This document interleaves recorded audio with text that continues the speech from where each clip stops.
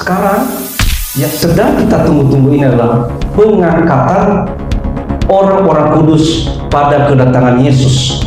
Pada tahap pertama, Yesus itu ada di awal-awal dan akan dibangkitkan, dan kita diangkat bersama-sama dengan Dia. Bapak Ibu yang kasih Tuhan, maka bumi tidak ada lagi orang-orang kudus. Di bumi tinggal orang-orang yang tidak taat, tinggal orang-orang yang hidupnya tidak kudus. Jadi bumi kosong dengan orang-orang kudus. Saudara kan dikasih Tuhan, mau tidak mau, suka tidak suka, ini bukan Tuhan Yesus. Saya katakan sekali lagi, ini bukan Tuhan Yesus, tapi mirip Tuhan Yesus. Tetap setia kepadanya di tengah penderitaan.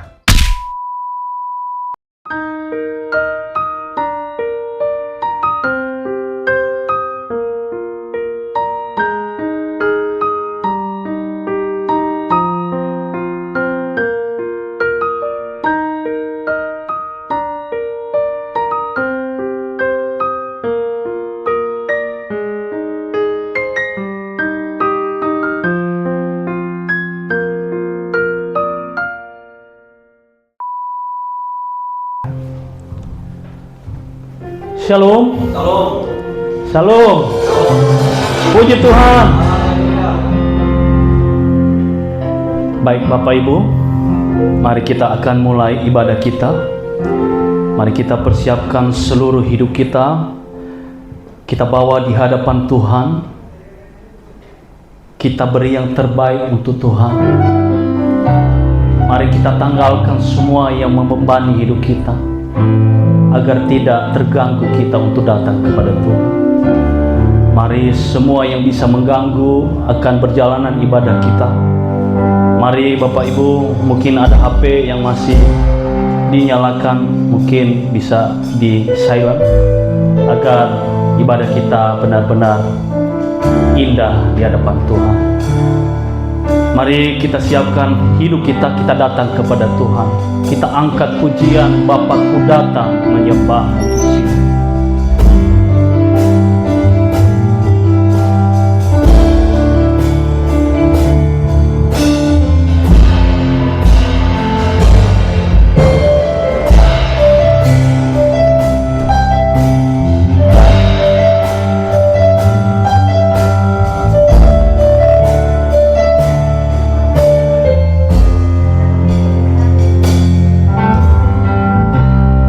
Bapakku datang menyembahmu di sini. Ku percayakan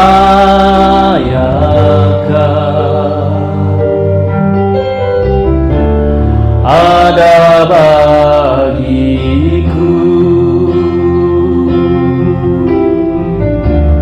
Tak usah ku takut, sebab Kau sertaku. Tak usah ku bimbang, Kau di dalamku. Tak usah ku cemas, Kau penghiburku. Saat ku lemah, Kau kuatku. Nyanyi haleluya,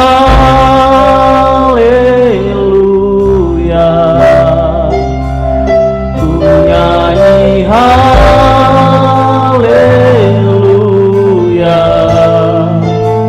Sungguh Kau hebat, ajaib perkasa perbuatanmu. Ku nyanyi haleluya, nyanyi haleluya,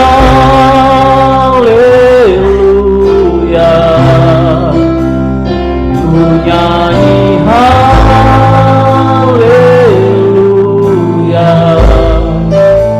Sungguh Kau hebat, ajaib perkasa perbuatanmu. Ku nyanyi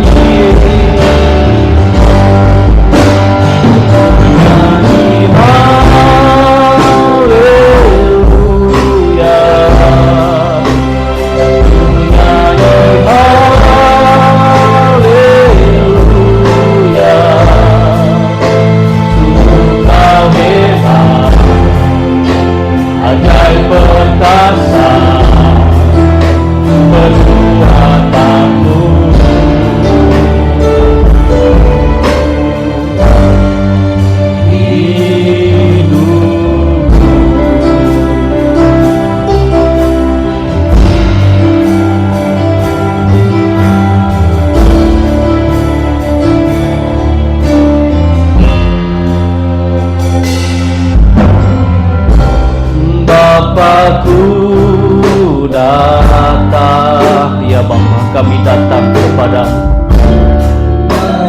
Kami menyembah-Mu ya Tuhan. Ku percaya ada bagiku, ada bagiku. Ku tahu aku takut, walau Kau sertaku. Ku tahu aku iman, Kau di dalamku. Tahu aku cemas, Kau dirimu. Satu lemah, Kau kuatku.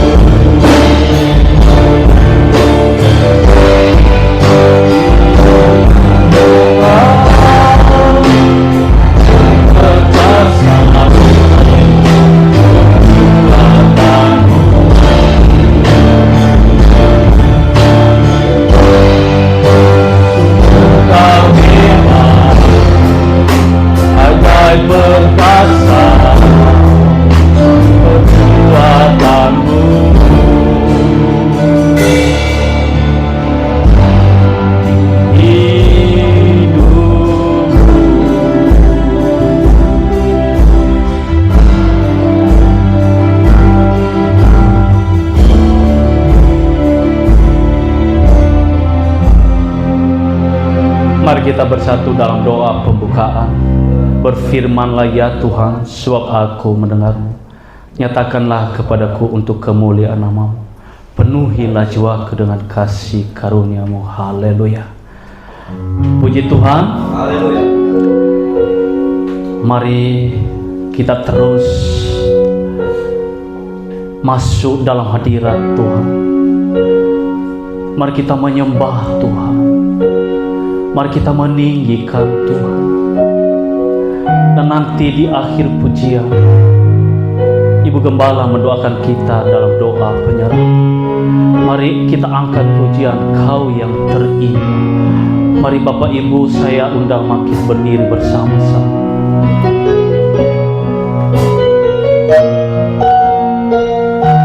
Haleluya.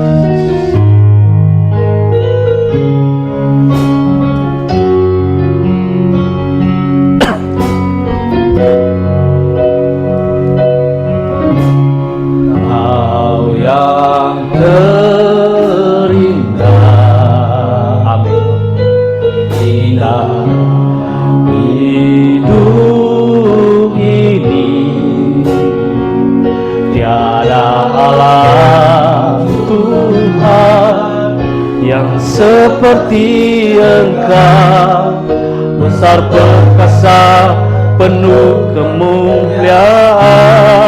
Kau yang termanis, Kau yang termanis,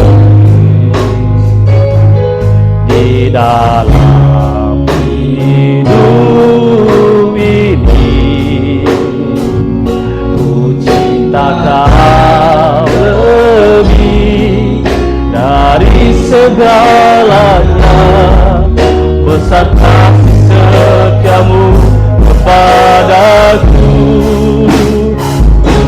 Sembah Kau ya Allahku, ku tinggikan namamu selalu, tiada lutut tak bertelut, menyembah Yesus Tuhan Rajaku. Sembah Kau ya Allahku, ku tinggikan namamu selalu, semua lidah kan mengaku Engkaulah Yesus Tuhan Rajaku. Sembah Kau ya Allahku,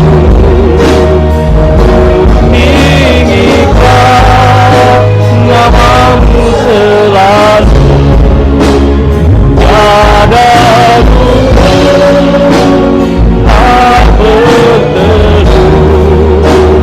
menyembah Yesus Tuhan Rajaku. Sembah Kau, sembah Kau ya Allahku, tinggikan namamu selalu, semua lidah tak mengaku Engkaulah Yesus Tuhan Rajaku. Dari awal dengan sungguh-sungguh katakan kepada Tuhan, Kau yang terindah, yang terindah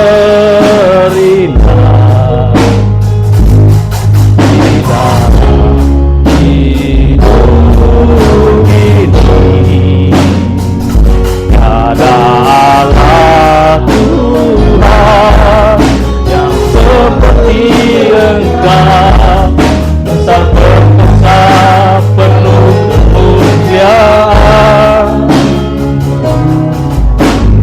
Kau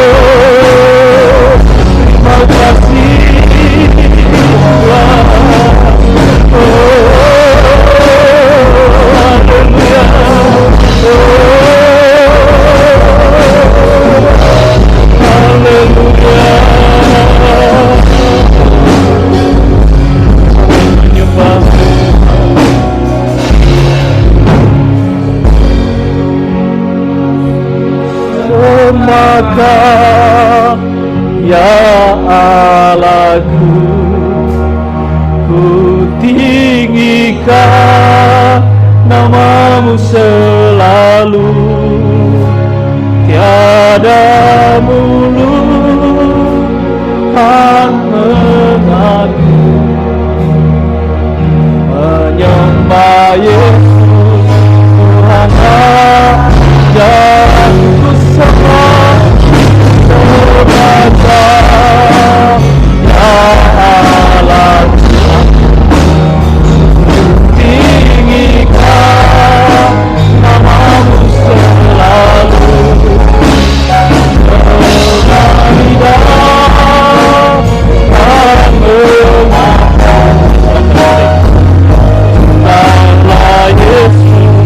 Tuhan Raja,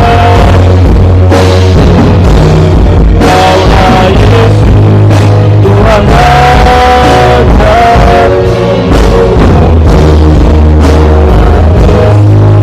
Tuhan Raja.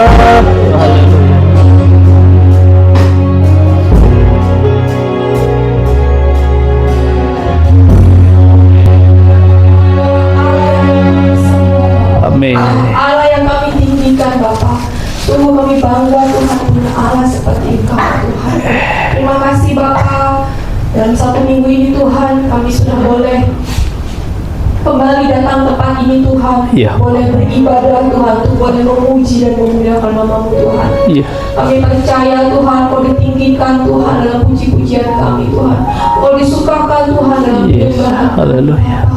Terima kasih Bapa buat kasih Tuhan, buat kebaikan Tuhan dalam kehidupan kami Bapa. Tidak pernah sekalipun Kau meninggalkan kami Bapa. Amin. Terima kasih Bapa. Terima kasih Yesus. Bapa, pada hari ini Tuhan, kami berdoa Tuhan untuk setiap pelayan-Mu Tuhan yang ambil bagian Tuhan, Kau berkati hidup kami Bapa. Untuk kami boleh melayani Engkau Tuhan dengan sepenuh hati Bapa. Amin. Kami percaya Tuhan, dimanapun kami berada Tuhan, kami tetap selalu melayani Engkau. Dimanapun kami berada, apapun yang kami lakukan Tuhan, biar kami mau Tuhan melayani Engkau Tuhan dengan sungguh-sungguh dan setia Bapa. Bapa, kami berdoa Tuhan, supaya melawat setiap kami Bapa, setiap pelayan Tuhan, bukan sekedar rutinitas Tuhan kami melayani Tuhan, bukan sekedar keharusan, bukan sekedar paksaan Bapa, tapi biar kami benar-benar mau melayani Tuhan dari hati kami. Amin. Kami mau menyukakan Engkau, menyenangkan hati-Mu Tuhan. Terima kasih Bapa, biar Kau yang pakai hidup kami, Kau jadikan kami Tuhan, anak-anak-Mu Tuhan, yang selalu dipakai untuk alat kerajaan-Mu Tuhan, jadi saluran berkat-Mu Bapa. Terima kasih Tuhan, khususnya untuk hamba Tuhan, Bapak mengenai Bapak Tuhan yang akan membagikan firman-Mu Tuhan. Kau berkati hidupnya Tuhan, Kau urapi lidah bibirnya Tuhan, pikirannya Tuhan, sehingga apa yang disampaikan Tuhan bukan berasal dari dirinya Bapa, tapi benar-benar Kau sendiri yang mau berbicara Tuhan kepada setiap jemaat-Mu Tuhan, sehingga setiap jemaat-Mu Tuhan dibangun Tuhan, dikuatkan imannya Bapa, dan mereka boleh bertumbuh dan berbuah Tuhan. Kami percaya Tuhan, Kau yang membuka pelayanan di tempat ini, Kau yang melawat Tuhan, Kau yang menuntun Tuhan pelayanan tempat ini Tuhan.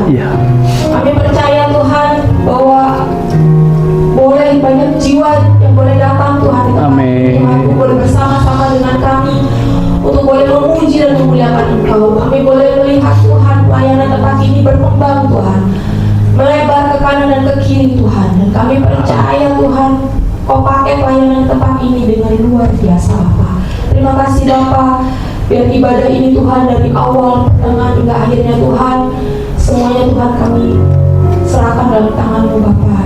Dalam nama Yesus, haleluya, amin. Amin. Puji Tuhan. Tetap berdiri Bapak Ibu.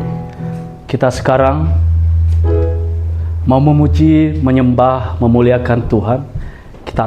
Kita angkat pujian. Suka-suka Tuhan.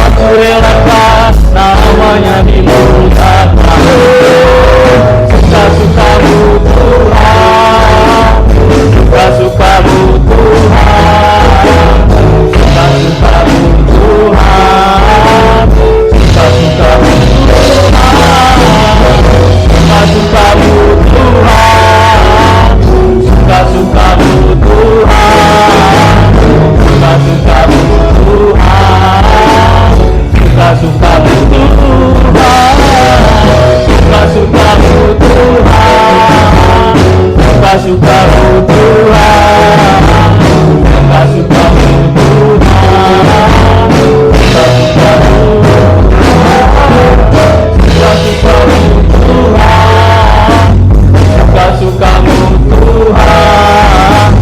suka-suka-Mu Tuhan, suka-suka-Mu Tuhan. Silakan duduk Bapak Ibu.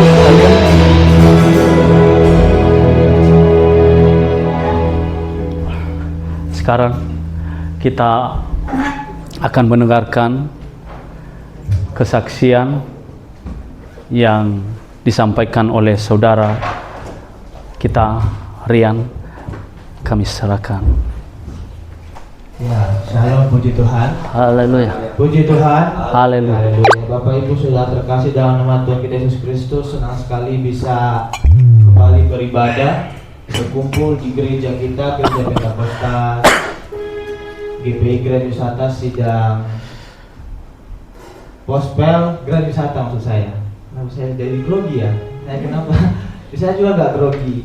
Ya, puji syukur bahwa hari ini kita bisa bertemu kembali, ya, beribadah kembali dari setiap aktivitas pekerjaan kita selama seminggu ini, sepekan ini.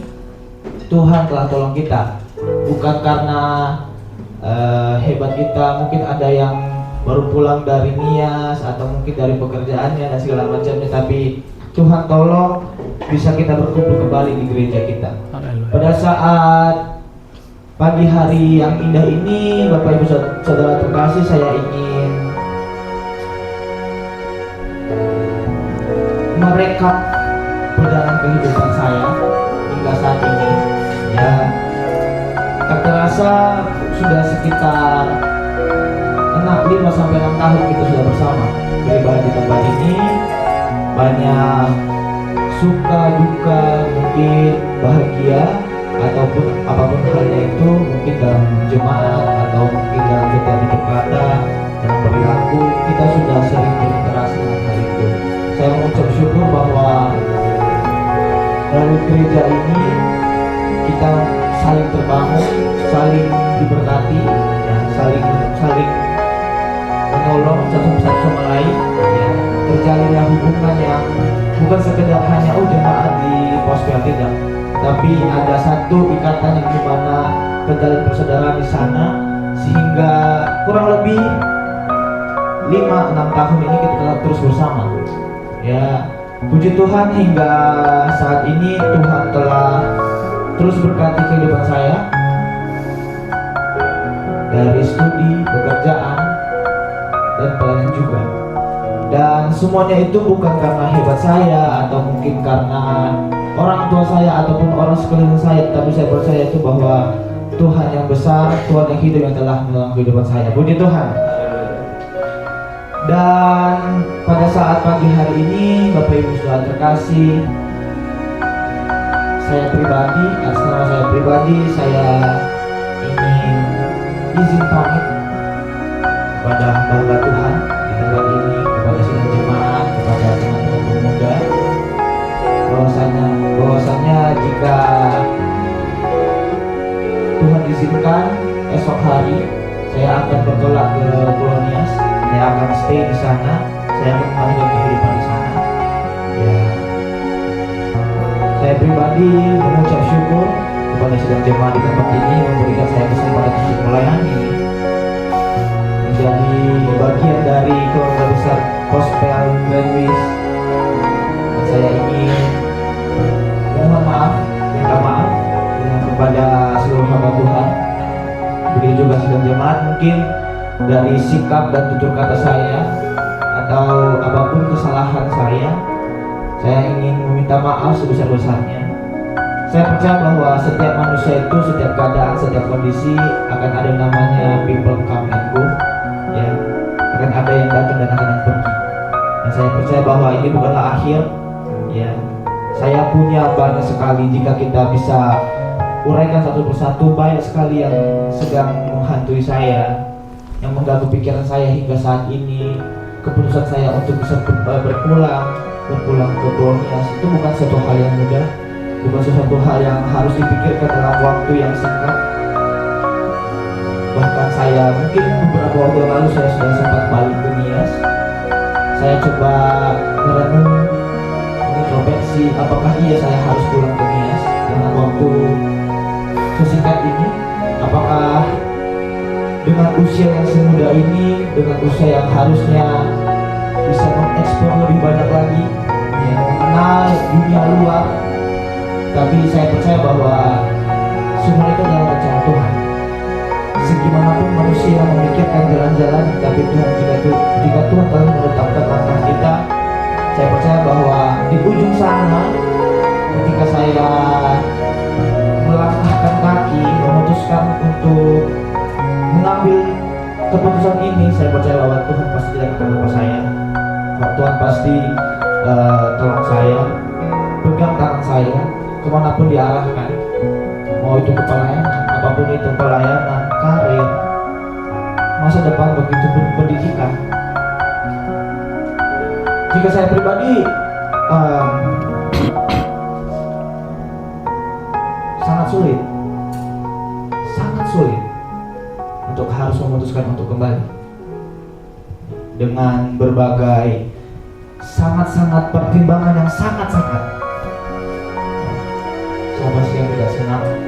Kok bisa sih orang anak kampung, anak jauh, anak di kota besar dengan waktu singkat hanya menghabiskan waktu untuk pendidikan, setelah itu harus pulang lagi. Saya berpikir tidak ada orang yang seperti itu. Mungkin jika ada, ya sangat sedikit adanya. Mungkin orang tuanya punya usaha, ya punya 10 hektar, 20 hektar, dia punya hartanya, punya tanahnya. Dia bisa beradaptasi. Tidak semudah itu sebetulnya. Sulit. Tapi saya percaya bahwa saya harus meyakini keputusan saya benar. Mau gagal nanti ke depannya, mau gimana pun nanti ke depannya setelah ini, saya harus terima. Karena seperti firman Tuhan yang saya sampaikan kemarin di Yud, bahwa Tuhan turut bekerja. Roma 8 ayat 8, Tuhan turut bekerja. Ya, akan ada hal-hal kebaikan. Dan di ayat yang lain juga mengatakan bahwa Tuhan tidak pernah merencanakan hal-hal yang buruk, hal yang baik. So, saya ingin hanya minta doanya, Bapak Ibu Saudara kasih hamba Tuhan. Ya, walaupun hamba Tuhan di sini keluarga saudara saya, tapi saya ingin menyampaikan sebagai jemaat yang setia dan hamba Tuhan dan jemaat, saya mohon doanya supaya perjalanan juga dari sini. Saya tidak langsung terbang ke Nias karena satu dan lain hal, dengan beberapa faktor.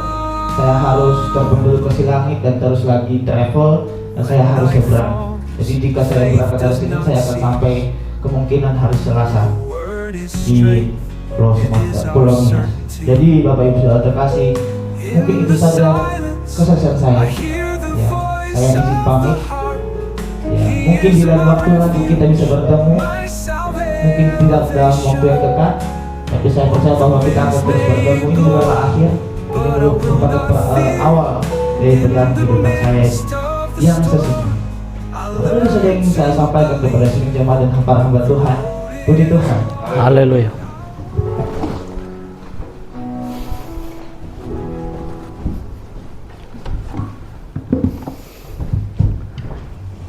Baik, terima kasih kesaksiannya yang disampaikan oleh Saudara Rian.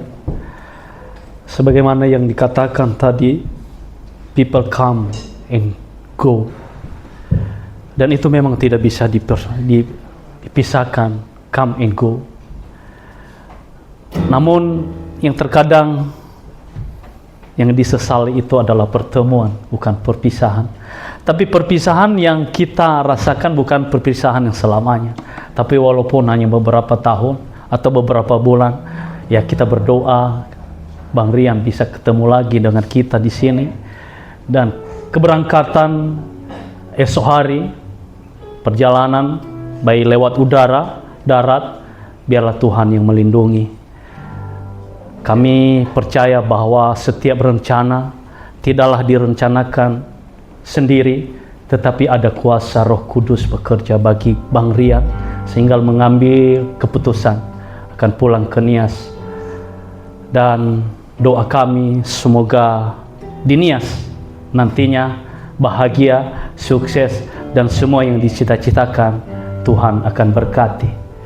Puji Tuhan. Mari beri tepuk tangan buat Bang Rian. Sekarang kita akan memberikan persembahan kita Bapak Ibu, dan nanti di akhir pujian saya serahkan kepada Saudara Dasma untuk membawa kita dalam doa.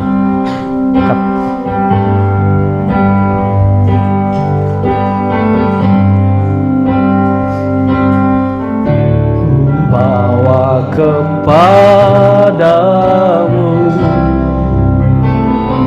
oh Tuhan, persembahanku ini. Ku ingin Engkau menerima korban syukurku melalui pujian. Takkan pernah ku bawa selain yang terbaik, yang harum dan sejati di hadapan tamu. Yesusku, terimalah korban syukurku ini yang mengalir di hatiku sebagai penyembahanku. Dari awal ku bawa kepadamu,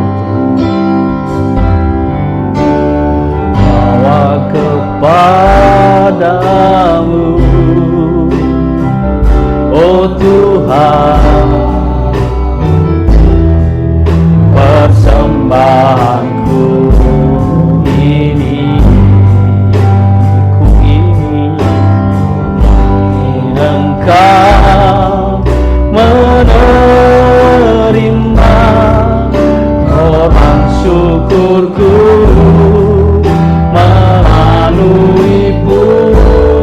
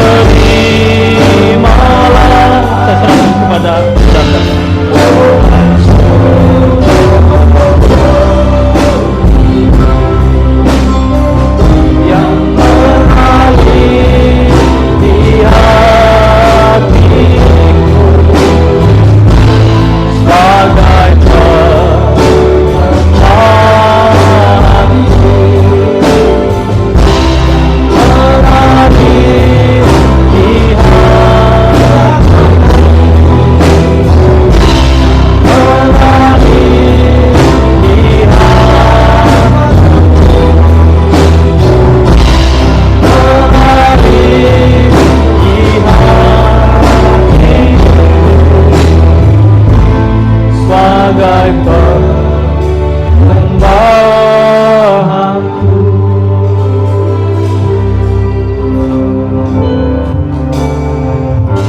Tuhan kami yang mulia, Allah Bapa, Allah Anak, Roh Kudus, henti-hentinya kami memuji memuliakan nama-Mu, Amin. bersorak bagimu Tuhan, Haleluya. menyerukan nama Tuhan, Amin. sebab Engkau Allah kami. Kami bersyukur Tuhan, dalam kesempatan ini kami masih boleh tetap terus menyembah Engkau, bukan karena kami layak Tuhan, bukan karena kami pantas, tetapi semuanya karena kasih anugerah Tuhan, karena Engkau melayakkan kami, Kau mengizinkan kami Tuhan. Apa yang baik di pertengahan ibadah kami ini Tuhan, kami datang tidak mau dengan tangan kosong, tetapi kami mau memberikan sebagian kecil yang Tuhan telah berikan bagi kami. Kami mau memberkati Tuhan melalui apa yang Tuhan telah berkati dalam kehidupan kami. Bapa yang baik, kami sadar Tuhan bahwa apa yang kami punya, apa yang kami miliki tidak mampu membayar kasih Tuhan, tidak mampu membalas kasih-Mu. Tetapi kami datang dengan kesederhanaan, kami datang dengan kerendahan hati kami Tuhan, memberikan sedikit apa yang bisa kami berikan. Kami mau memberikan dengan hati kami Tuhan. Oleh sebab itu kiranya Tuhan berkati persembahan kami, biarlah menjadi persembahan yang harum di hadapan-Mu. Engkau berkati jemaat-Mu yang memberi, bahkan yang belum bisa memberi, Tuhan juga berkati, sehingga di masa yang akan datang kami dapat memberkati, kami dapat memberi Tuhan. Bapa yang baik, terimalah persembahan kami, biarlah persembahan ini menjadi persembahan yang harum di hadapan-Mu. Segala pujian, hormat, syukur, kemuliaan hanya bagi-Mu Tuhan secara kekal selama-lamanya. Haleluya. Amin. Puji Tuhan. Baik Bapak Ibu, sekarang kita akan mengumpulkan persembahan kita dan nanti yang bertugas kami persilakan. Kita angkat pujian, ini masanya kita bersedia sambil kita bertepuk tangan bersorak.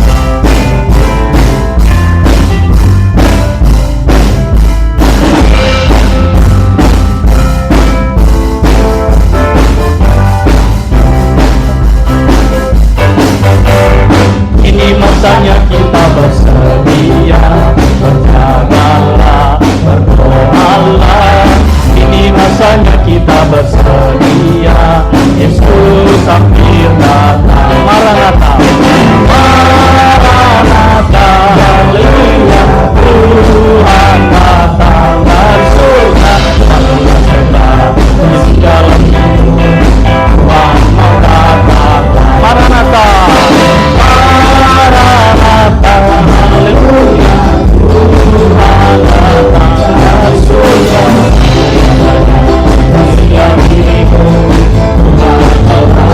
Maranatha,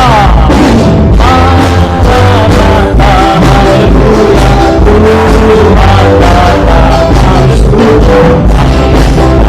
Bersiap dirimu, Tuhan mau datang. Ini masanya kita bersedia, berjagalah, berdoalah. Ini masanya kita bersedia, Yesus hampir datang. Maranatha, haleluya, Tuhan datang dari surga. Bangunlah segera, bersiap dirimu, Tuhan mau datang. Maranatha, Maranatha, haleluya, Tuhan datang dari surga. Bersiap dirimu, Tuhan mau datang. Puji Tuhan. Haleluya. Puji Tuhan. Haleluya. Baik, terima kasih persembahan yang diberikan. Kiranya Tuhan memberkati. Sekarang mari kita persiapkan hati, pikiran kita, dan jiwa kita. Kita akan sambut firman Tuhan yang disampaikan oleh Pak Gembala. Bapak Ibu yang terkasih, Inilah yang kita nanti-nantikan. Biarkanlah firman Tuhan bertumbuh, berbuah dalam hidup kita. Mari buka hati kita, jadikan tanah yang baik, yang ditanam benih yang terbaik. Mari Bapak Ibu, saya undang bangkit berdiri semua. Mari kita hormati firman Tuhan, kita angkat pujian dalam segala keadaan.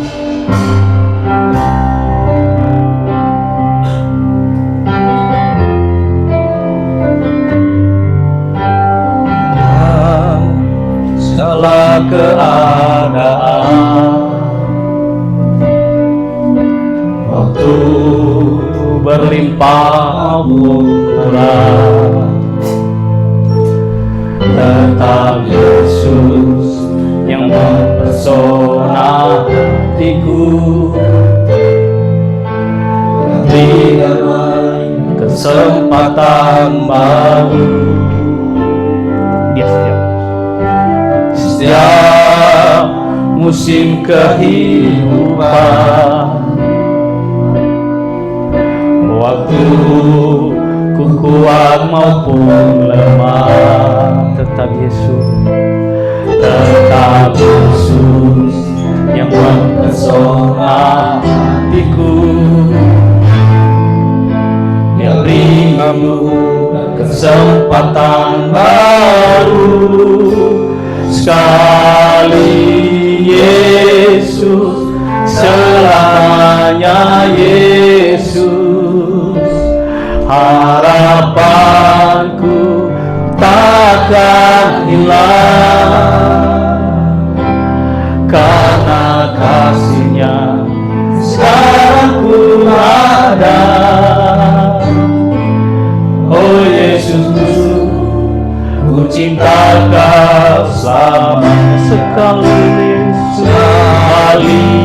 Yesus, selamanya Yesus, harapanku takkan hilang, karena kasih-Nya sekarang ku ada. Oh Yesusku, ku cinta Kau selamanya. Dari awal katakan dalam segala keadaan. Dalam segala keadaan, waktu berlimpah maupun kurang, oh tetap Yesus yang mempesona hatiku, yang dinamai kesempatan baru. Di setiap musim kehidupan, waktu ku kuat maupun lemah,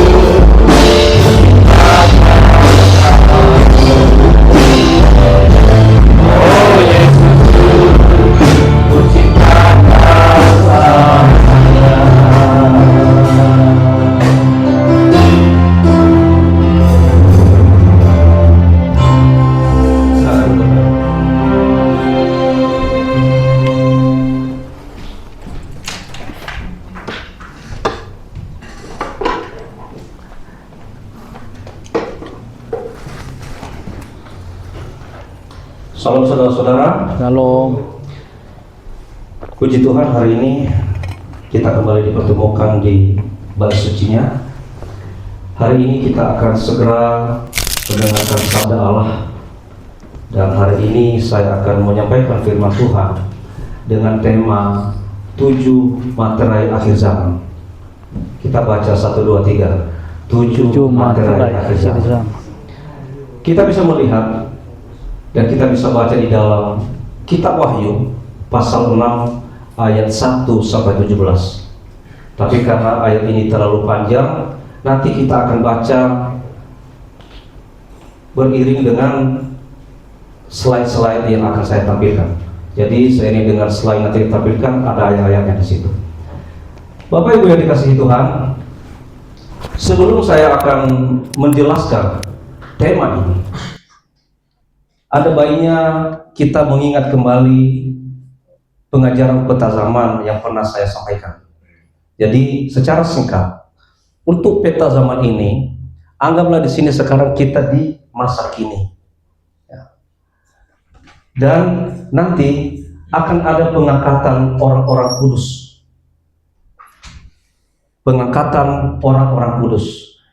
Kapan pengangkatan orang-orang kudus? Ketika kedatangan Yesus yang kedua, tahap pertama. Jadi kedatangan Yesus yang kedua itu ada 2 tahap. Tahap pertamanya dia datang di awan-awan, dan tahap keduanya dia menginjakkan kaki di bumi, tepatnya di Bukit Zaitun di Yerusalem. Nah, sekarang yang sedang kita tunggu-tunggu ini adalah pengangkatan orang-orang kudus pada kedatangan Yesus yang kedua di tahap pertama. Nah, saudara yang dikasihi Tuhan, ketika nanti Yesus datang pada tahap pertama, Yesus itu ada di awan-awan. Dan ketika Yesus di awan-awan, maka orang-orang kudus semua akan dikumpulkan. Yang pertama, orang-orang yang mati dalam Kristus, yang sekarang mereka sedang di Taman Firdaus, mereka langsung diubahkan jadi tubuh kebangkitan dan akan dibangkitkan. Lalu kita yang masih hidup, yang hidup dalam Kristus, akan langsung diubahkan menjadi tubuh kemuliaan. Kita dikumpulkan, disatukan dengan mereka yang baru dibangkitkan dari Taman Firdaus, dan kita diangkat bersama-sama dengan dia di awan-awan dan masuk ke surga. Bapak Ibu yang dikasihi Tuhan, ini yang disebut dengan pengangkatan orang-orang kudus pada kedatangan Yesus yang kedua, tahap pertama. Ketika semua orang-orang kudus, baik yang sudah mati dibangkitkan maupun yang masih hidup, yang sudah digantikan dengan tubuh kemuliaan, semua sudah terangkat ke surga, maka bumi tidak ada lagi orang-orang kudus. Di bumi tinggal orang-orang yang tidak taat, tinggal orang-orang yang hidupnya tidak kudus. Jadi bumi kosong dengan orang-orang kudus. Dengan demikian, maka bumi diserahkan kepada antikris, dijajah selama 7 tahun. Dan selama 7 tahun itu Yesus akan menimpakan bumi. Pertama, penghukuman Allah atas dunia 7 materai.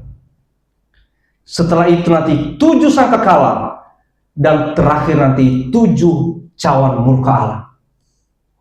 Nah, sampai di situ ya, udah paham di mana posisi tema khotbah yang saya sampaikan hari ini. Jadi hari ini kita akan belajar 7 materai.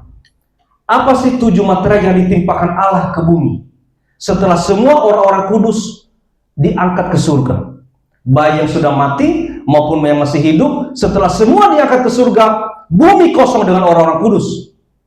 Dan bumi dihukum oleh Allah. Pertama, diserahkan kepada antikris selama 7 tahun. Dan bumi dihukum oleh Allah. Yang pertama 7 materai, yang kedua 7 sangkakala, dan yang ketiga 7 cawan murka Allah. Hari ini kita akan belajar 7 materai. Apa sih 7 materai yang ditimpakan oleh Allah ke bumi?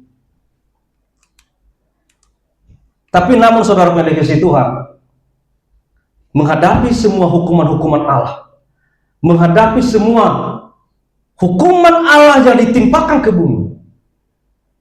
Mana tahu kita tidak ikut terangkat ke surga. Mana tahu kita tidak ikut dibangkitkan. Bagaimana cara menghadapi semuanya? Pertama, cara menghadapi apa yang harus kita lakukan sebagai anak-anak Tuhan. Ya, mungkin yang merasa iman kita masih rapuh, mungkin yang merasa iman kita masih belum sempurna. Apa yang harus kita lakukan? Wahyu pasal 1 ayat 3 dikatakan, baca 1, 2, 3. Berbahagialah ia yang membacakan dan mereka yang mendengarkan kata-kata nubuat ini dan yang menuruti apa yang ada tertulis di dalamnya, sebab waktunya sudah dekat. Yang harus kita lakukan sebagai anak-anak Tuhan, yang pertama, membaca firman Tuhan. Yang kedua, mendengarkan. Dan yang ketiga, menuruti apa yang tertulis, atau artinya menuruti firman Tuhan. Jadi itulah yang perlu kita perlengkapi hidup kita saat ini. Harus saudara-saudara rajin baca firman Tuhan. Setelah itu harus mau mendengarkan firman Tuhan. Sepahit apapun firman Tuhan yang disampaikan di depan ini, sekeras apapun firman Tuhan yang menegurmu di depan ini, dengarkan. Dan mau menuruti firman Tuhan, mau jadi pelaku firman Tuhan, tidak hanya sekedar mendengarkan, tidak hanya sekedar membaca. Ya, jangan nanti katakan saya sudah membaca kok, ngapain lagi selesai. Tidak hanya sekedar membaca, tidak hanya sekedar mendengarkan, tapi engkau juga harus menjadi pelaku firman Tuhan, menuruti firman Tuhan. Ingat dikatakan sebab waktunya sudah dekat. Jadi saya simpulkan dari ayat ini, yang diberkati, yang berbahagia hanya mereka yang membaca, mendengar, dan menuruti firman Tuhan. Saudaraku, kalau engkau mau membaca, mendengar, dan menuruti firman Tuhan, ingat, engkau akan terhindar dari murka Allah. Amin. Amin. Kalau engkau mau mendengar, membaca, mendengar, dan menuruti firman Tuhan, engkau akan terhindar dari murka Allah. Amin. Nah. Saudara dikasihi Tuhan, tentang akhir zaman, Alkitab telah menubuatkan begitu banyak tentang akhir zaman. Ya. Dan saat-saat ini adalah saat-saat akhir zaman itu. Mau tidak mau, suka tidak suka, kita harus mau menghadapinya. Enak tidak enak, engkau harus hadapi. Kita tidak bisa menghindar. Dikatakan pada ayat lain dikatakan, pada saat itu nanti orang benar aja hampir tidak selamat. Saking sadisnya penganiayaan pada saat itu. Ada yang mengatakan, gunung, timpalah aku gunung. Aku mau mati tapi tidak mati. Dan dikatakan, mau lari kemana? Mau lari sampai ke lubang semut? Engkau tidak akan bisa. Engkau akan terlihat. Dan begitu sadisnya penganiayaan sampai orang-orang pada saat itu mengeluh dan minta mati, minta mengakhiri hidupnya, tapi mereka tidak mati. Nah, saya ingatkan saudara-saudara, supaya engkau tidak masuk pada titik itu, supaya engkau pada saat itu tidak minta-minta sampai gunung menimpamu. Sekarang, jaga kekudusan hidupmu. Bacalah firman Tuhan. Dengar sabda Tuhan. Turuti, lakukanlah firman Tuhan itu, sehingga engkau akan terhindar dari semua malapetaka, musibah, bencana, murka Allah.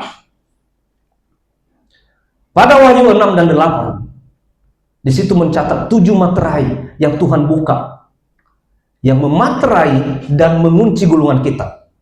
Kitab di sini maksudnya adalah Biblion, akar kata dari Bible artinya Alkitab. Jadi dia mengunci gulungan Alkitab. Ya. Jadi 7 materai ini dibuka satu persatu nanti. Materai pertama, materai kedua, materai ketiga, sampai materai ketujuh. Dan setiap pembukaan materai terjadilah hal yang dahsyat, saudara-saudara. Seperti itulah penghakiman Tuhan kepada bumi.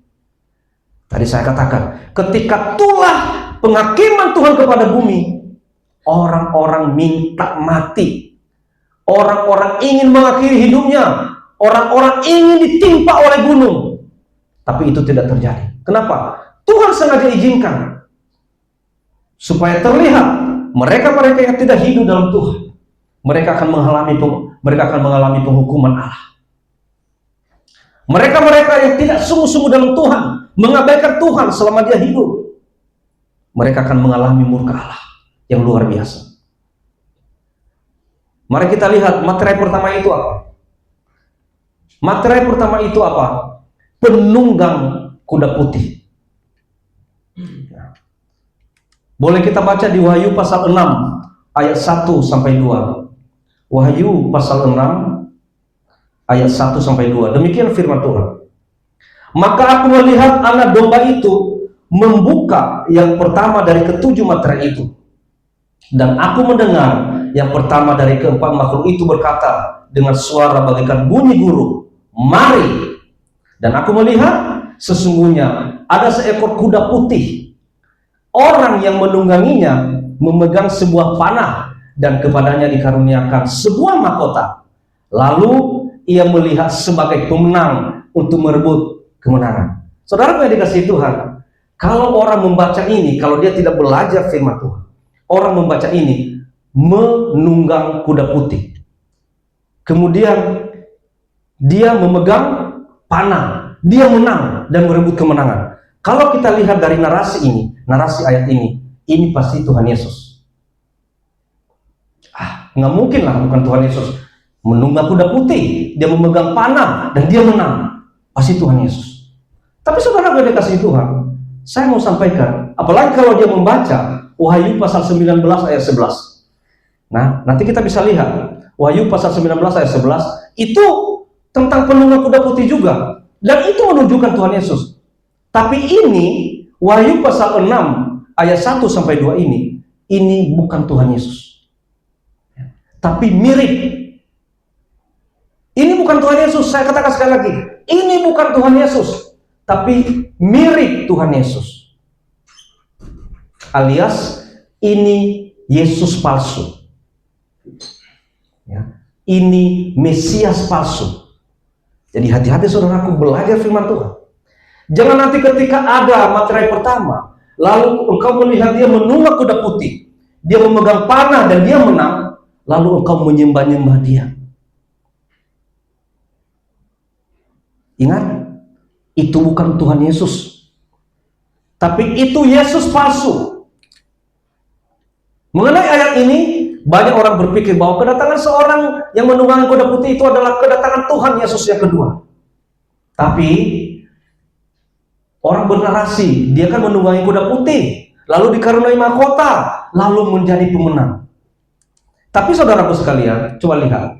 Kalau kita lihat di Wahyu pasal 19 ayat 11, dikatakan, lalu aku melihat sorga terbuka. Sesungguhnya ada seekor kuda putih. Nah, sama dengan Wahyu 6 ayat 1 sampai 2. Sama-sama seekor kuda putih. Dan ia menungganginya bernama yang setia dan yang benar. Ia menghakimi dan berperang dengan adil. Dia menang, dia juga berperang. Dia menghakimi dan berperang dengan adil. Nah, kalau ini Tuhan Yesus menunggangi kuda putih, berperang dan menang. Ini Tuhan Yesus. Ya, memang kalau kita tidak hidup dalam iman, kita tidak hidup dalam rohani, kita agak bingung membedakan ini. Yang mana Tuhan Yesus asli, yang mana Tuhan Yesus palsu. Tapi ingat, kalau Tuhan Yesus yang asli, dia menghakimi dan berperang dengan adil. Tapi kalau kalau Yesus yang palsu, dia pasti akan membunuh dan membinasakan. Nah, kalau dia hanya membunuh dan membinasakan, dipastikan itu bukan Tuhan Yesus asli. Itu pasti Yesus palsu. Nah, yang menghakimi dan yang berperang dengan adil, itulah Yesus yang asli. Bagaimana sih kita melihat dia menghakimi dengan adil? Lah, ketika dia menghakimi orang yang tidak benar, ketika dia menghakimi orang yang hidupnya tidak kudus, tidak hidup dalam Tuhan, berarti memang dia benar-benar Yesus yang asli. Tapi kalau ada yang menghakimi orang yang benar, menghakimi orang yang hidup dalam Tuhan, menghakimi orang yang percaya kepada Kristus, walaupun dia menunggangi kuda putih, dipastikan itu Yesus palsu. Nah, harus bisa membedakannya di situ. Jadi banyak orang berpikir seorang yang menunggangi kuda putih, katanya pastilah Tuhan Yesus. Ya. Yang menunggangi kuda putih pada pasal 19 memang Tuhan Yesus pada kedatangannya kedua. Tapi pada pasal 6 dipastikan bukan Tuhan Yesus. Hati-hati saudaraku sekalian. Jangan engkau ketipu dengan kepalsuan. Bagaimana cara kita melihat kepalsuan ini? Hanya dengan kacamata rohani. Kalau engkau tidak hidup di dalam Dia, kalau engkau tidak mengerti kebenaran, maka engkau akan menganggap Yesus palsu ini adalah Yesus yang asli. Dan akhirnya engkau datang menyembah Dia. Ketika engkau datang menyembah Yesus palsu, dipastikan hidupmu akan binasa. Kelihatannya Yesus, tapi bukan. Lalu siapa? Siapa dia yang menunggangi kuda putih dan mirip seperti Yesus? Dia adalah anti-Kristus. Perhatikan, penunggang kuda putih pada materai pertama, dia bukan Yesus, tapi dia adalah anti-Kristus. Anti-Kristus adalah musuh Tuhan, setan, iblis. Ya. Jadi iblis adalah penipu yang disertai dengan mukjizat-mukjizat palsu. Dan antikris ini nanti, Yesus palsu ini, dia nanti akan mengadakan mukjizat-mukjizat, saudara. Mungkin dia bisa menyembuhkan yang sakit, bisa menghidupkan yang mati, mungkin bisa. Mungkin dia bisa menyembuhkan luka, bisa melakukan hal-hal yang ajaib. Tapi ingat, bagaimana kita melihat dia palsu atau asli? Ketika dia berpihak kepada kejahatan. Bagaimana kita bisa melihat dia palsu atau asli? Ketika dia menindas orang-orang benar. Ketika dia menindas anak-anak Tuhan. Ketika dia menindas orang-orang yang percaya kepada Kristus. Kalau dia menindas orang-orang benar, dipastikan dia bukan Yesus asli, tapi dia adalah antikris. Itu yang pertama. Jadi sekali lagi, saudara harus bisa membedakan yang asli dengan palsu. Jangan tertipu dengan yang palsu. Yang palsu itu mirip sekali dengan yang asli. Perbedaannya itu susah dilihat. Mirip. Makanya hati-hati, saudara-saudara, untuk melihat pengajaran-pengajaran, ikut pengajaran sana, ikut pengajaran sini, lihat sana lagi teriak-teriak, happy-happy, saudara pikir itu benar, saudara pikir itu benar-benar dari Tuhan. Lalu mereka mengadakan penyembuhan-penyembuhan ilahi katanya. Lihat dulu latar belakang hamba Tuhan yang melakukan kesembuhan-kesembuhan ilahi. Ada itu dulu, melakukan kesembuhan ilahi, tapi ternyata dia menceraikan istrinya. Melakukan doa, katakan sembuh, ternyata dia mukulin istrinya di rumah, dia nampar anak-anaknya, di luar dia jadi pembuat masalah. Nah, bagaimana kita katakan itu asli? Nah, kalau lihat seperti itu, berarti dia adalah sama dengan nabi palsu. Dia adalah sama dengan antikris. Karena antikris pun, iblis pun, setan pun bisa melakukan mukjizat. Saudara harus peka, harus bisa membedakan mana yang asli, mana yang palsu. Penunggang kuda putih. Yang kedua, penunggang kuda merah padam. Ya. Kita baca Wahyu pasal 6 ayat 3-4. Dan ketika anak domba itu membuka materi yang kedua, aku mendengar makhluk yang kedua berkata, "Mari!"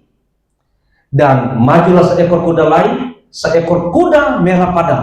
Dan orang yang menungganginya dikaruniakan kuasa untuk mengambil damai sejahtera dari atas bumi, sehingga mereka saling membunuh, dan kepadanya dikaruniakan sebilah pedang besar. Saudaraku, materai kedua ini, penunggang kuda merah padam, ini membawa peperangan. Dia membawa peperangan. Lalu ini terjadi karena apa? Karena terjadi kemerosotan iman, sehingga orang jatuh dalam dosa. Kenapa sekarang terjadi peperangan di mana-mana? Ini karena kemerosotan iman, sehingga orang itu jatuh dalam dosa. Kemerosotan iman, sehingga dia tidak bisa membedakan lagi mana yang benar, mana yang tidak, mana dosa, mana yang bukan. Dia udah tidak hiraukan lagi apakah membunuh itu dosa. Udah tidak mau tahu lagi. Dia tidak mau tahu lagi apakah menjarah, apakah mengambil hak orang, apakah mengambil wilayah orang salah. Dia nggak mau tahu. Yang penting egonya, yang penting kebutuhannya, kepentingannya sendiri. Ya. Dan ingat, perang-perang ini akan terjadi sampai akhir zaman. Kita sudah lihat bagaimana perang yang terjadi sampai saat ini, yang tidak henti-hentinya perang di Timur Tengah antara Israel dengan Palestina, dan kemarin yang terakhir apa? Perang Israel dengan Iran, dan terjadi lagi perang Israel dengan apa yang terakhir itu? Yang terakhir apa? Suriah. Perang yang terjadi ada lagi. Dan itu akan terjadi terus perang sampai akhir zaman. Ini materai kedua nanti sedang dibuka. Ya, saudaraku. Jadi kita tidak bisa menghindar. Dalam keadaan ini kita tidak bisa menghindar. Ketika terjadi peperangan, puji Tuhan, Indonesia masih aman. Hanya saja di Indonesia ini sekarang perang argumen. Ya. Di Indonesia ini sekarang perang mabuk agama. Ya. Sekarang gereja di mana-mana ditutup, rumah doa di demo, merasa dia sendiri yang benar, hanya agamanya yang benar, Kristen semua salah. Nah, ini yang terjadi sekarang. Ini perang yang terjadi di Indonesia. Ya. Hal yang terjadi lagi yang mengagetkan ini apa? Kalau ada apa? Tanah Habili yang tidak digunakan selama 2 tahun berturut-turut, maka akan diambil oleh negara. Itu apalagi kalau ada tabungan yang tidak dipakai-pakai, artinya tabungan itu, uangnya itu sudah terpendam begitu aja, diambil oleh negara. Kemarin itu terjadi demo. Lah bagaimana kalau itu uang warisan? Bagaimana kalau itu uang perusahaan? Ya memang itu uang tidak bergerak, tetap di situ, langsung diambil oleh negara. Perang lagi, demo lagi. Ya. Itu sekarang perang yang terjadi di Indonesia. Tapi ingat, jangan sampai terjadi perang yang ngebuang bom ke Indonesia. Dan itu kita tidak bisa hindari kalau sampai itu terjadi. Materai kedua ini, penunggang kuda merah padam, itu akan membawa perang. Dan itu nanti akan Tuhan timpakan ke bumi pada saat bumi ini dikuasai oleh antikris. Selanjutnya, materai yang ketiga, penunggang kuda hitam. Nah, penunggang kuda hitam ini kita bisa baca di Wahyu pasal 6 ayat 5 sampai 6. Demikian firman Tuhan. Dan ketika anak domba itu membuka materai yang ketiga, aku mendengar makhluk yang ketiga berkata, "Mari!" Dan aku melihat sesungguhnya ada seekor kuda hitam, dan orang yang menungganginya memegang sebuah timbangan di tangannya.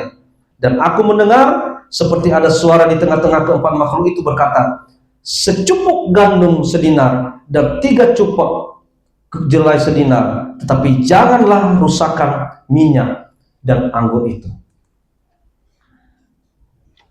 Materai ketiga, penunggang kuda hitam. Ini menyebabkan kelaparan dan kesengsaraan. Lihat, dikatakan, dia memegang sebuah timbangan di tangannya, di ayat 5. Ini membawa kelaparan dan kesengsaraan di bumi. Saudara sekalian, ya kalau kita sudah diangkat, puji Tuhan, kita udah enak, kita udah tenang.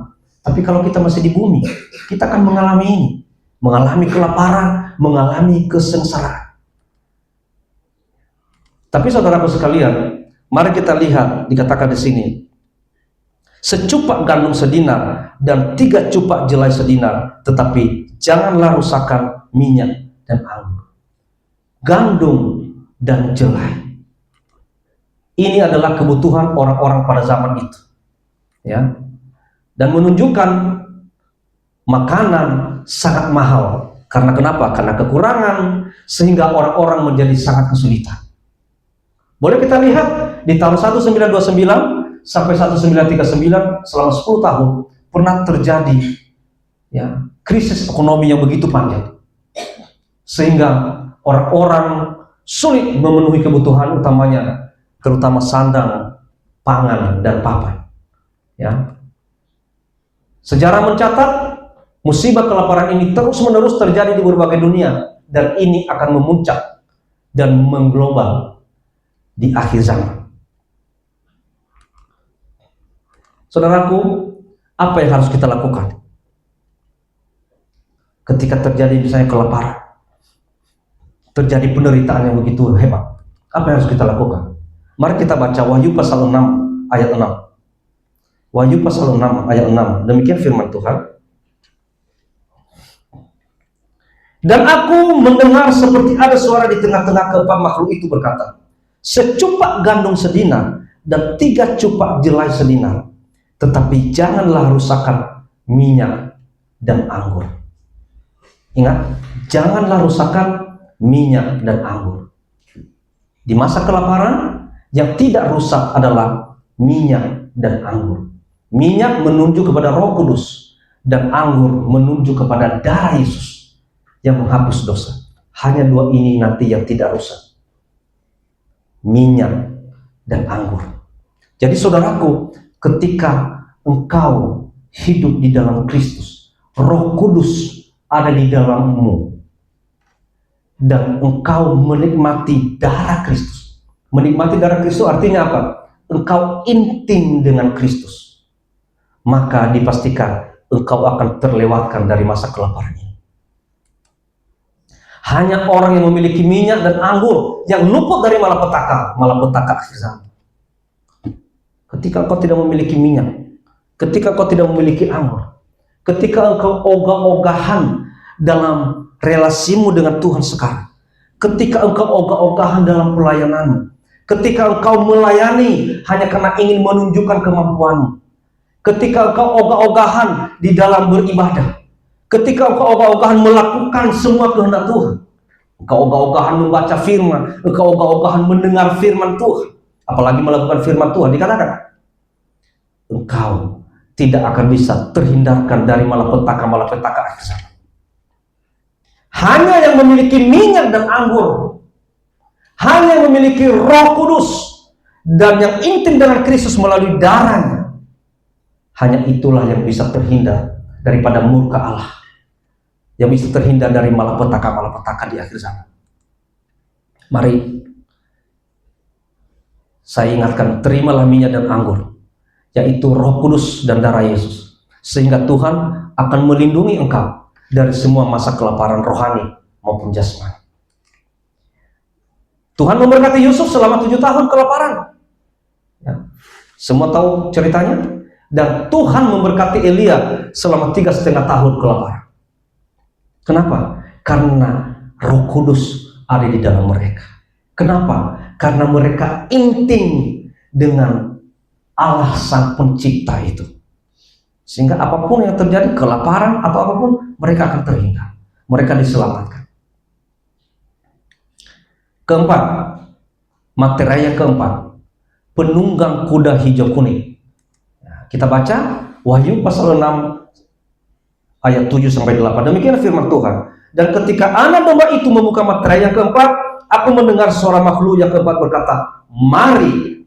Dan aku melihat sesungguhnya ada seekor kuda hijau kuning, dan orang yang menungganginya bernama Maut, dan kerajaan maut menungganginya. Dan kepada mereka diberikan kuasa atas 1/4 dari bumi untuk membunuh dengan pedang, dan dengan kelaparan dan sampar, dan dengan binatang-binatang buas yang dibunuh. Jadi saudaraku yang dikasihi Tuhan, ini materi keempat ini menghadirkan kematian, menghadirkan penyakit dan kelaparan yang lebih parah lagi. Tadi sudah terjadi kelaparan yang lebih parah lagi. Orang yang menunggangi kuda hijau kuning ini adalah maut, dan kerajaan maut mengikutinya. Pertanyaannya, siapa maut itu? Maut dalam bahasa Yunani adalah Thanatos, maut, tulah atau sampah. Dan kalau boleh kita ingat sejarah yang lalu-lalu, tahun 1918 sampai tahun 1920 terjadi flu Spanyol. Di situ terjadi kematian lebih dari 50 juta jiwa.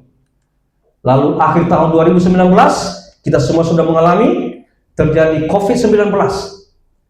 Itu melanda seluruh dunia dan begitu banyak kematian. Tapi ingat, Tuhan berjanji akan tetap melindungi, memelihara, bahkan memberkati umatnya bagi yang berpegang erat pada firman-Nya. Ingat tadi Wahyu pasal 1 ayat 3. Membaca, mendengar, dan menuruti firman-Nya.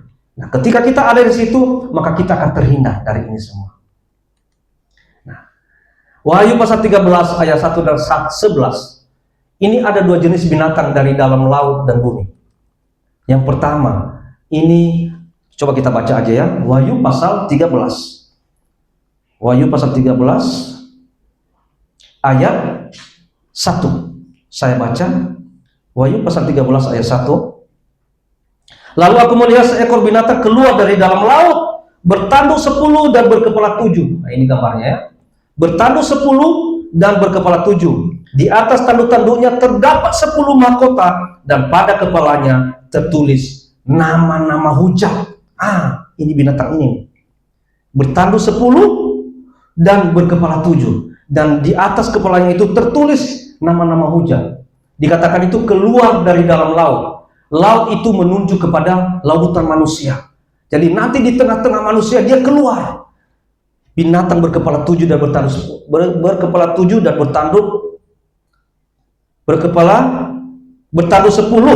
dan berkepala 7. Dan di atas tanduk-tanduknya itu tertulis nama hujat. Siapa dia, saudaraku? Ingat, binatang dari dalam laut ini menunjuk kepada antikris. Ada dua binatang ya, keluar dari dalam laut dan keluar dari dalam bumi. Yang keluar dari dalam laut adalah itu binatang menunjuk kepada antikris. Binatang ini nanti akan melakukan mukjizat, menyembuhkan luka, menyembuhkan orang sakit, macam-macam, melakukan mukjizat. Sehingga nanti orang semua terkecoh, tertipu. Oh, jangan-jangan ini Tuhan Yesus. Jangan-jangan ini penyelamat. Lalu orang menyembahnya, padahal itu antikris. Lalu pada ayat 11 dikatakan, demikian firman Tuhan, dan aku melihat seekor binatang lain keluar dari dalam bumi dan bertanduk 2 sama seperti anak domba. Nah, ini fotonya, ini gambarnya, sama seperti anak domba, dan ia berbicara seperti seekor naga. Dan tugasnya ini apa? Dia mengerjakan apa yang sudah dinubuatkan oleh binatang yang keluar dari dalam laut. Jadi apa yang sudah dibuat oleh binatang dari dalam laut ini dia kerjakan. Misalnya menghujat, dia akan hujat. Matikan, dia akan matikan. Itu kerjaannya dia. Ya, ini binatang dari dalam bumi. Jadi saudaraku, binatang yang keluar dari dalam bumi ini menunjuk kepada nabi-nabi palsu. Jadi dari dalam laut menuju kepada antikris, dari dalam bumi menuju kepada nabi-nabi palsu. Apa yang sudah dikatakan, apa yang sudah dibuat oleh antikris akan dikerjakan oleh nabi-nabi palsu ini. Sungguh mengerikan, saudaraku. Ya. Lalu materi kelima. mati syahid orang-orang percaya. Wahyu pasal 6 ayat 9 sampai 11. Wahyu pasal 6 ayat 9 sampai 11, kita baca ayat 9. Dan ketika anak domba itu membuka materai yang kelima, aku melihat di bawah mezbah jiwa-jiwa mereka yang telah dibunuh oleh karena firman Allah dan oleh karena kesaksian mereka miliki. Dan mereka berseru dengan suara nyaring, katanya, berapa lama lagi kah, ya penguasa yang kudus dan benar, engkau tidak menghakimi dan tidak membalaskan darah kami kepada mereka yang diam di bumi? Menjerit, saudaraku. Jadi nanti saudaraku, aniaya yang menimpa gereja Tuhan menunjukkan kesahitan orang-orang yang percaya yang mati karena iman mereka. Jadi nanti orang-orang percaya dalam Kristus, lalu mereka nanti akan mengalami aniaya. Mengapa mereka mengalami aniaya? Itu tadi yang tidak ikut terangkat. Mereka nanti mengalami aniaya yang luar biasa. Ya, nanti kelihatan di situ kepala yang terpenggal, mata yang sudah tercongkel, tangan yang sudah terputus, kaki yang sudah terputus, usus yang sudah keluar. Itu nanti akan terlihat di situ semua. Aniaya yang menimpa gereja Tuhan menunjukkan kesahidan orang-orang yang percaya yang mati karena iman mereka. Ketika pada saat itu tetap tidak mengakui antikris itu sebagai Tuhan mereka dan tetap mengakui Yesus sebagai Tuhan mereka, mereka tetap selamat. Tapi kalau mereka sampai tidak mengakui Yesus, mereka akan binasa. Tapi dikatakan pada saat itu nanti orang-orang benar aja hampir-hampir tidak selamat. Ya, karena begitu dasarnya penganiayaan. Lalu materi ke-6, gempa bumi besar, ya. Wahyu pasal 6 12 sampai 17, saya bacakan demikian.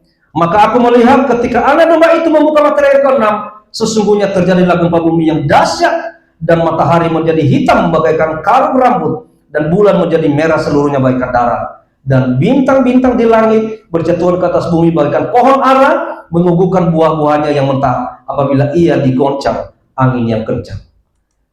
Menimbulkan gempa bumi yang besar, kehancuran dan kekacauan di seluruh dunia. Ya. Saudaraku sekalian, ketika ini nanti terjadi, di situ nanti banyak yang mengeluh, begitu banyak yang meninggalkan Tuhan, begitu banyak yang mengkhianati Kristus.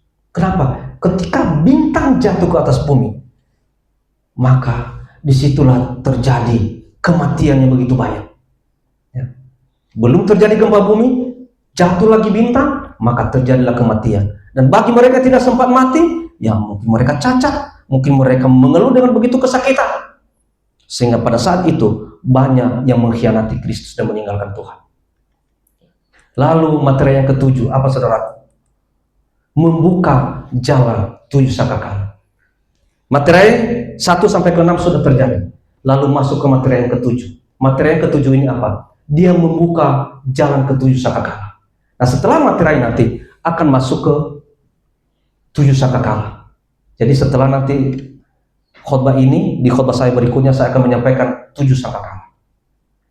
Dia akan membuka jalan 7 sangkakala yang lebih mengerikan lagi.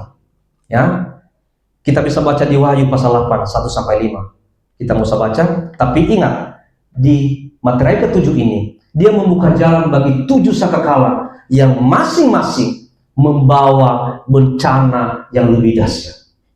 Sudah dibuka 7 materi, 6 materi, dan di materi ke-7 ini dia akan membuka jalan bagi 7 sangkakala di mana masing-masing membawa bencana yang lebih mengerikan, yang lebih dahsyat. Oleh karena itu saudaraku sekalian, sebagai kesimpulan, setiap materai yang dibuka mengungkapkan serangkaian peristiwa yang akan terjadi di bumi, seperti peperangan, bencana alam, dan penderitaan. Dan pembukaan materai menunjukkan murka Allah yang akan menimpa mereka yang menolaknya dan tidak bertobat. Ingat sekali lagi, pembukaan materai menunjukkan murka Allah yang akan menimpa mereka yang menolaknya dan tidak bertobat. Allah adalah satu-satunya yang memiliki otoritas dan kuasa untuk membuka gulungan kitab dan mengungkapkan rahasia-rahasia akhir zaman. Pembukaan materai juga berfungsi sebagai peringatan bagi manusia untuk bertobat dan kembali kepada Allah, serta sebagai dorongan untuk tetap setia kepadanya di tengah penderitaan. Puji Tuhan, Tuhan Yesus.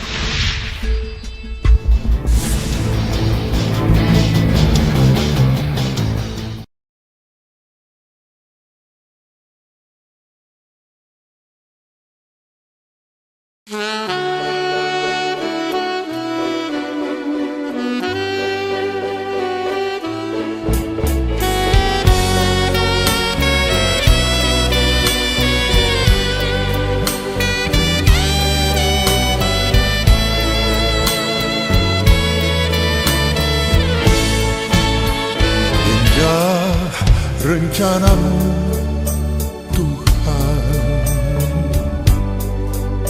di dalam hidupku,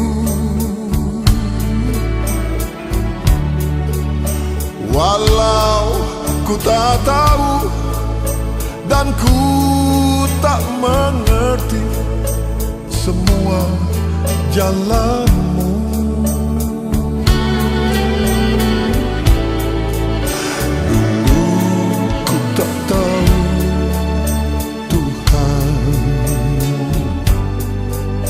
Berat ku rasakan,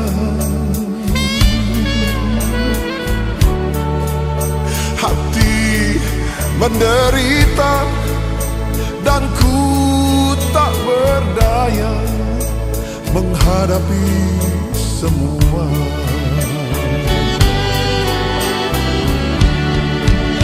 Tapi ku mengerti sekarang,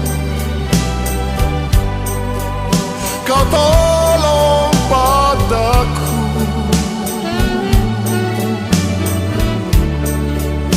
Kini ku melihat dan ku merasakan indah rencanamu.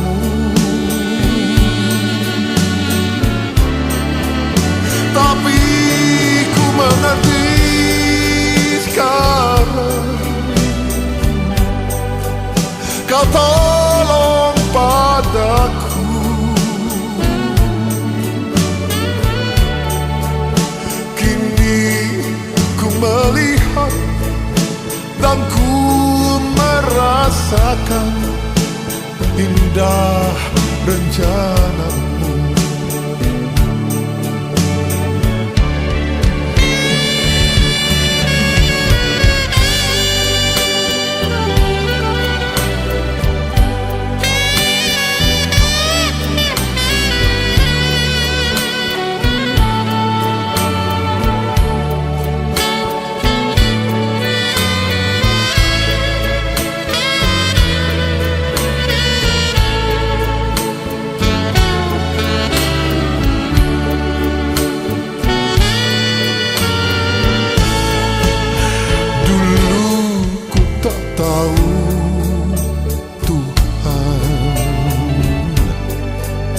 Berat ku rasakan,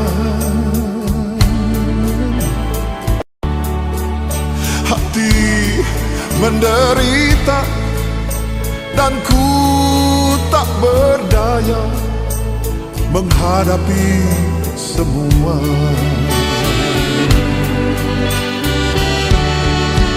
Tapi ku mengerti sekarang,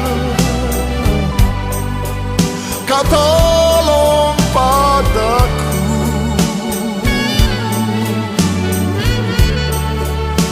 Kini ku melihat dan ku merasakan indah rencanamu.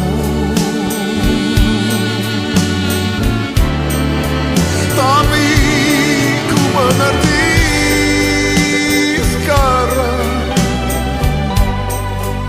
Kau tolong padaku.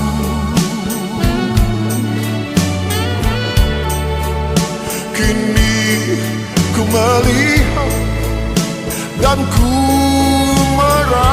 merasakan indah rencanamu. Oh haleluya.